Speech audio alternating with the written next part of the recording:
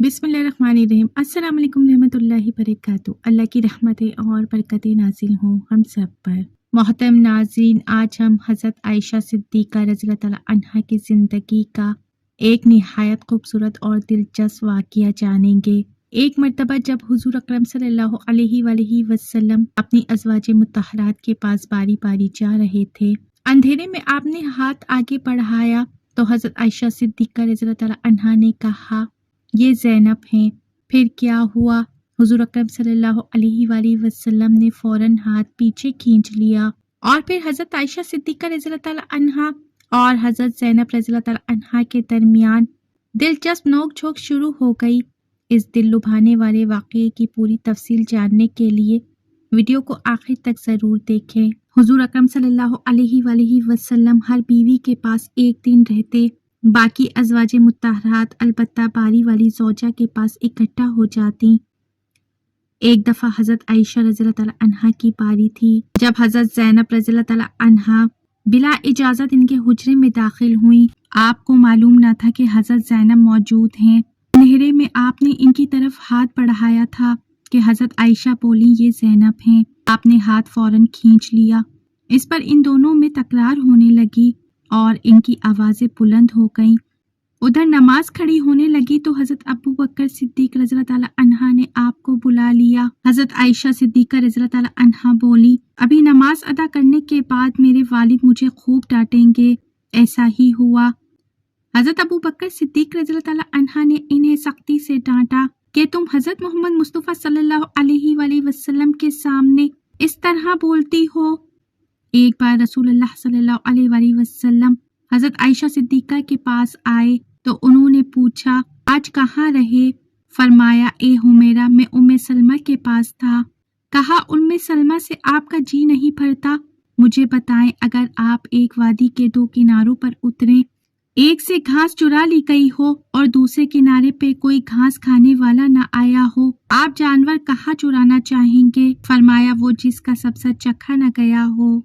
हज़रत आयशा ने फरमाया, मैं आपकी दूसरी औरतों की तरह नहीं, मेरे अलावा हर औरत दूसरे मर्द के पास रही है।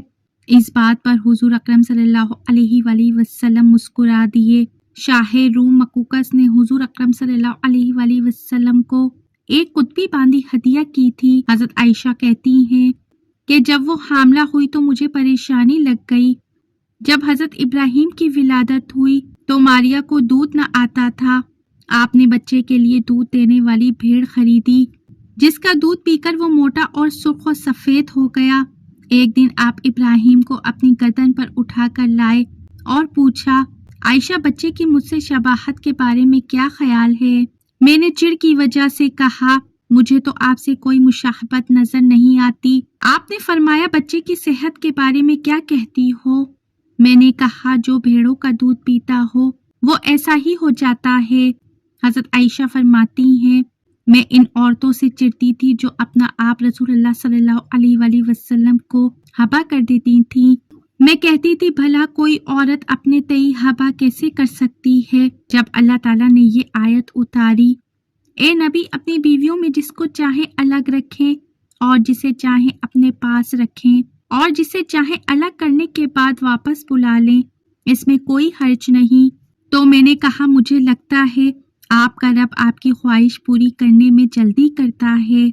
इब्ने हजर कहते हैं, कई सहाबियात ने अपनी जान रसूलुल्लाह सल्लल्लाहु अलैहि वसल्लम को बख्शी, मगर आप किसी एक को निकाह में ना लाए, क्योंकि ये आपकी मंशा पर मौकूफ था। बशर्ते का नबी करीम सल्लल्लाहु अलैहि वसल्लम इसको अपने निकाह में लाना चाहें। इब्ने हजर ने हज़रत मैमूना रज़ियल्लाहु तआला अन्हा के वाहिबा होने का भी रद्द किया है।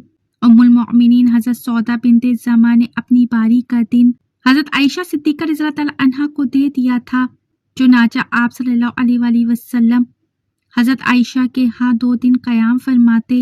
हज़रत आयशा फरमाती हैं, सौदा के अलावा कोई औरत ऐसी नहीं थी कि मेरा इस जैसे तौर तरीके इख्तियार करने को दिल चाहे। एक बार हज़रत सफ़िया बिन्ते हैया और हज़रत आयशा में झगड़ा हुआ। दोनों ने एक दूसरे के बाप को बुरा भला कहा। रसूलुल्लाह सल्लल्लाहु अलैहि वसल्लम ने सुना तो फरमाया, सफ़िया, तुम अबू बकर को गाली दे रही हो। हज़रत उमर फरमाते हैं, नबी کریم صلی اللہ علیہ وآلہ وسلم کی ازواج آپس میں رشک و رقابت کی وجہ سے آپ سے روٹھ جاتی تھی، تو میں نے ان سے کہا نبی کریم صلی اللہ علیہ وآلہ وسلم اگر تمہیں طلاق دے دے تو بڑی امید ہے کہ ان کا رب انہیں تم سے بہتر بیویاں عطا کر دے گا۔ ایک سفر میں نبی کریم صلی اللہ علیہ وآلہ وسلم کے ساتھ جانے کے لیے حضرت عائشہ اور حضرت حفصہ کے نام کا قرہ نکلا۔ رات کے سفر میں گفتگو کرنے کے لیے آپ حضرت عائشہ کو اپنے ساتھ رکھتے تھے۔ حضرت حفصہ کو اس پر رشک آیا۔ انہوں نے حضرت عائشہ سے کہا تم میرے اونٹ پر سوار ہو جاؤ اور میں تمہارا اونٹ پکڑ لیتی ہوں، دیکھتی جاؤ کیا بنتا ہے۔ رسول اللہ صلی اللہ علیہ وآلہ وسلم حضرت عائشہ کے اونٹ کے پاس گئے اور حضرت حفصہ کو سلام کیا۔ رات بھر کے سفر کے بعد پڑاؤ کا وقت آیا تو حضرت عائشہ آپ سے دور رہ گئیں۔ وہ نبی کریم صلی اللہ علیہ وآلہ وسلم سے شکوہ تو نہ کر سکتی تھی، اس لیے زمین پر اترتے ہی اپنے پاؤں اصغر گھاس میں ڈال دیے جس میں سانپ بچھوؤں کا بسیرا ہوتا ہے، اور رنج کے باعث دعائیں کرنے لگی، اے رب ڈسنے کے لیے مجھ پر کوئی سانپ بچھو ہی مسلط کر دے۔ نبی کریم صلی اللہ علیہ وآلہ وسلم اپنی ایک زوجہ حضرت عائشہ کے پاس تھے۔ اتنے میں ایک دوسری بی بی حضرت زینب نے کھانے پر رکابی بھیجی۔ حضرت عائشہ جس کے ہاں نبی کریم صلی اللہ علیہ وآلہ وسلم تھے، لانے والے خادم کے ہاتھ پر ایک ضرب لگائی تو رکابی گر کر ٹوٹ گئی۔ آپ نے رکابی کے ٹکڑے اور گرا ہوا کھانا اکٹھا کیا اور فرمایا تمہاری اماں ام المومنین کو رشک آ گیا تھا۔ خادم کو روک کر آپ نے گھر سے نئی رکابی دے کر رخصت کیا۔ حضرت عائشہ صدیقہ رضی اللہ عنہا فرماتی ہیں کہ ایک رات سوتے ہوئے میرا جسم آپ صلی اللہ علیہ وآلہ وسلم کے جسم سے مل گیا۔ آپ صلی اللہ علیہ وآلہ وسلم نے فرمایا عائشہ کیا تم مجھے اس رات اپنے رب کی عبادت کی اجازت دیتی ہو؟ میں نے کہا واللہ مجھے آپ کا قرب بہت پسند ہے، تاہم میں آپ کی خواہش کو ترجیح دیتی ہوں۔ پھر آپ صلی اللہ علیہ وآلہ وسلم نے قیام کیا اور رو رو کر قرآن پاک کی تلاوت کی حتیٰ کہ آپ کے کندھے مبارک بھیگ گئے۔